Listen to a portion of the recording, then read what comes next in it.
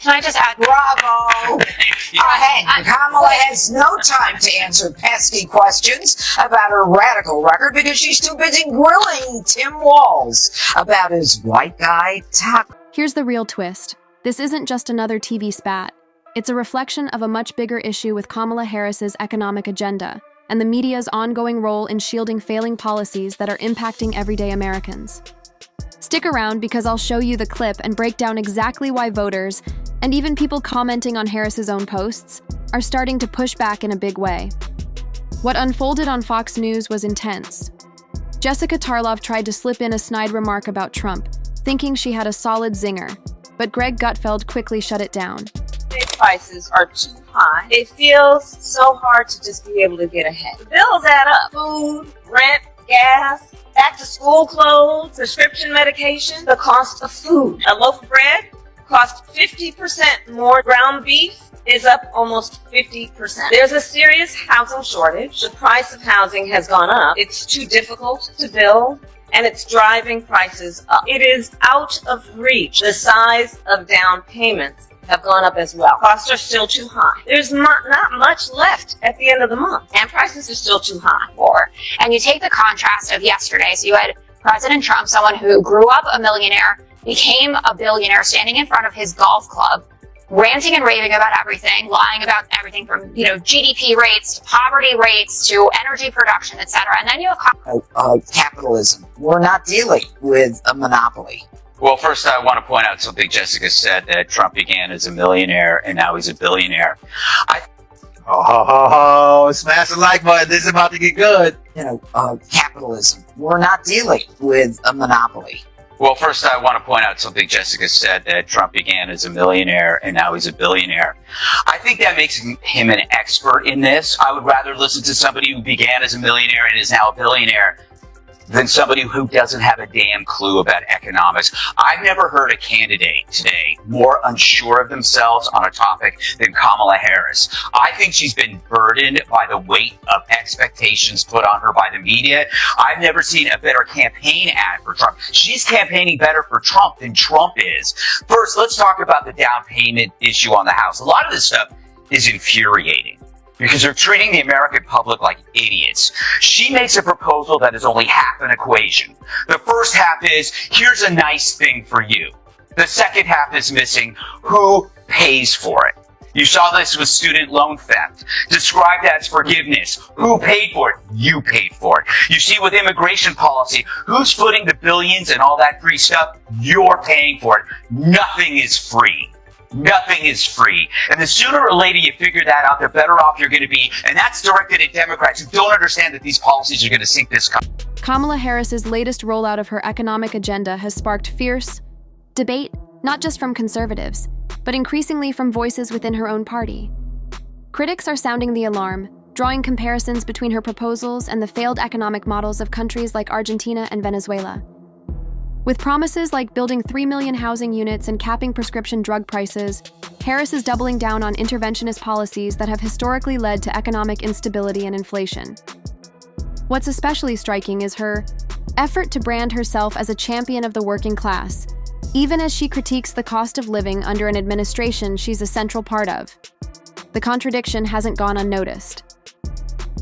On Fox News, tensions escalated when Jessica Tarlov took a swipe at Donald Trump, framing him as a flashy millionaire disconnected from everyday Americans. But that moment backfired. Greg Gutfeld swiftly countered, arguing that Trump's journey from millionaire to billionaire actually highlights his grasp of economic realities. Far from being out of touch, Gutfeld suggested Trump's business success is evidence of real-world understanding, something he claimed Harris and her allies lack. Gutfeld went further, calling out the vice president's reliance on feel-good policies like student loan forgiveness and housing subsidies, which often ignore the crucial question, who foots the bill? As usual, he pointed out, it's the taxpayer. You cap prices, you increase scarcity by diminishing competition. People can call her a communist, but you gotta explain this, because the media won't ask the follow-up questions. How do you plan on doing this? Please, give me an example. Give me an example where industries got together in a room and decided to drastically increase prices. That doesn't exist. Questions. How do you plan on doing this? Please, give me an example. Give me an example where industries got together in a room and decided to drastically increase prices. That doesn't exist. The only example they'll have is, a bodega raised prices on umbrellas when it rained. That's all they got. There is no payoff for industries to artificially inflate their prices because the people who drive the prices are the consumers. That is, if you want to understand supply and demand, it's the consumers who drive the prices. There is absolutely no debate on this. There is not a single economist who would agree that this is the right thing to do. We can go and talk about Eastern Bloc countries. You can look at the cheap, terrible cars that they made and the appliances they made, but you already know that story. So how do you keep a debate alive if we know this is a fraudulent idea? You don't talk to economists. You listen to politicians or talking heads like me who have to do the research because I'm sick and tired of hearing people pretend like they know what they're talking about on TV, but they don't. So you won't see economists on other shows, other networks asking these questions. Like, can you give me an example of how this is done? What are the major industries? What is the... Gutfeld's takedown of Harris's price control proposals cut to the heart of a basic economic truth. Government-imposed price caps don't make goods more affordable. They create shortages. He pushed back hard against the media's narrative, demanding real evidence of widespread corporate collusion to inflate prices, something no credible economist would seriously argue.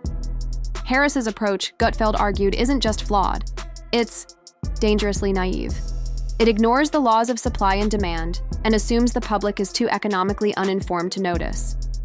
He criticized her for pushing a feel-good agenda filled with promises of handouts, while refusing to acknowledge the long-term consequences of such policies.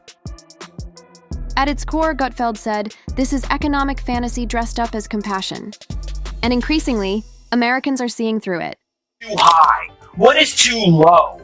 Can the government set prices based on not having a knowledge of an industry? What do you mean exactly by price gouging? How is that done beyond unique exceptions? Price gouging is a weak phrase directed at weaker minds.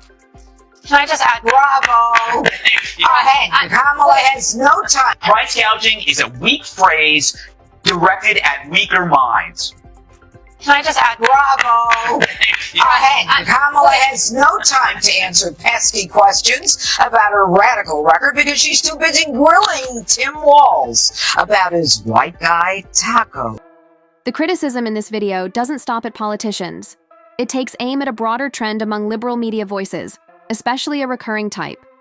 White liberal women commentators who, according to the host, often lead with emotion over economic reality. They push big government solutions while seeming completely out of touch with the daily struggles of working-class Americans.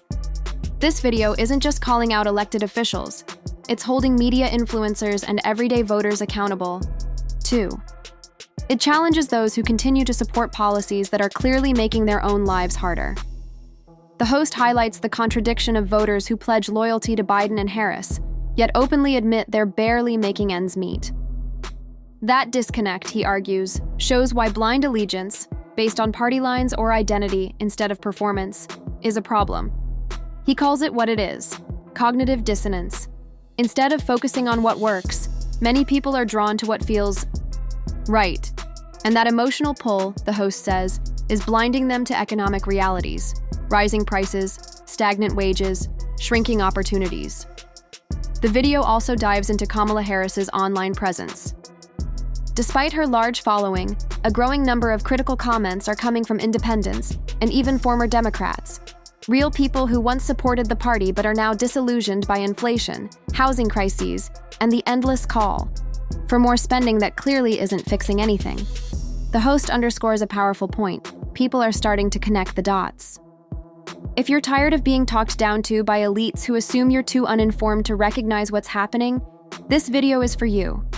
If you're feeling the shift, hit the like button, drop a comment, and share it with someone who's starting to wake up. For more real, unfiltered commentary, turn on notifications.